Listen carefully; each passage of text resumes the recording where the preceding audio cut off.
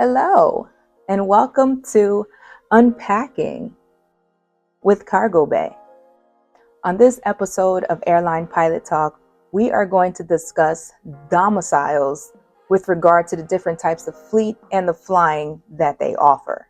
First off, let's define what a domicile is. A domicile is a base for pilots. So theoretically, on paper, that's where all of your trips will start and also where they will end. That's how the company will build the trip based on your domicile. Your fleet is the actual type of aircraft that you're flying. So I'll speak with regards to my airline because I'm very familiar with the fleet and the domiciles, just to give you a few examples. Okay, now here is a scenario.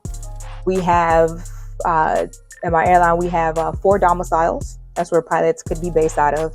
We have Louisville, which is our largest one and has every fleet of aircraft stationed there. But we have Louisville, Kentucky. We have Anchorage, Alaska. We have Ontario, California. And we also have Miami, Florida. All right. So in this particular scenario, you could have a pilot that is based that lives in Miami in the South Florida area, but they're domiciled in Louisville. You might ask yourself, well, why not just be, based where you live, so you don't have to commute for work and you just remove that whole element? Well, the answer is it's because the Miami domicile offers a different type of flying than the flying out of Louisville, Kentucky. So specifically on the 757 and also the Boeing 767, I'm going to refer to it as the 756 because at my airline we're qualled and typed on both aircraft and we fly them interchangeably. All right, so the 756 base in Miami, they do the South America flying. But let's say someone like me, I want to go to Asia. I want to fly to Europe. Even though I may live in South Florida, that type of flying is not available out of that domicile. So in order to do that type of flying, I'm going to have to go over to the 756 international domicile that's in Louisville, Kentucky. So you see how that can kind of make sense? That I see a lot of pilots kind of make their decision based on where they want to live, and there are benefits of living in domicile, but just be prepared. And whatever respective airline you're thinking about flying, not only look at the domiciles, but also look at the type of flying that goes on outside of that domicile and with regards to the specific fleet. So I think I hammered that point a little bit. And just to switch gears here, we have domiciles and we also have hubs. So let's not mistake the two. Okay, a domicile, as I defined earlier, is where pilots are based. A hub is where aircraft are based.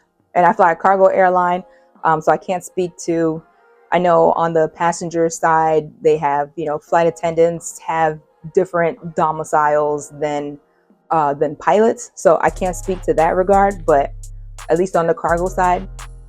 So a hub is for aircraft, a domicile is for pilots. So you can live in an area that is a hub for the airline.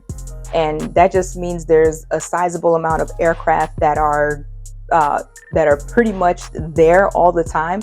So it makes your commute, and at my airline, nearly half of us commute, meaning, myself, I'm a prime example. I don't live in Louisville, but I'm based in Louisville, but I commute.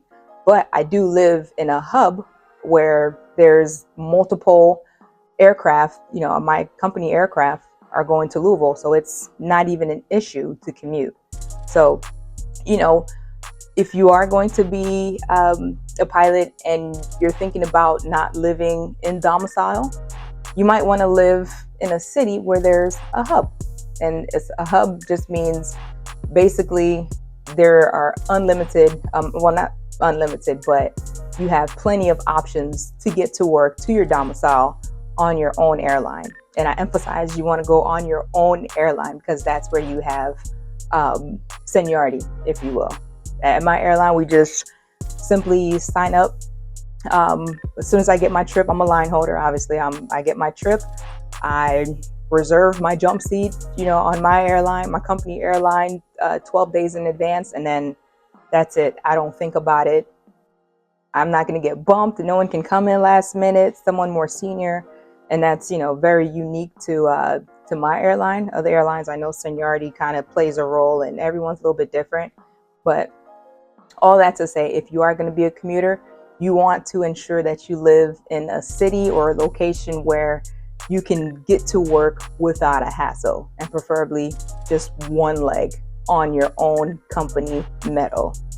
So I think I went ahead and dissected that for you guys. Of course, if you have any questions, go ahead, drop them down, let me know. And yeah, thanks for watching. I'll catch you guys next time.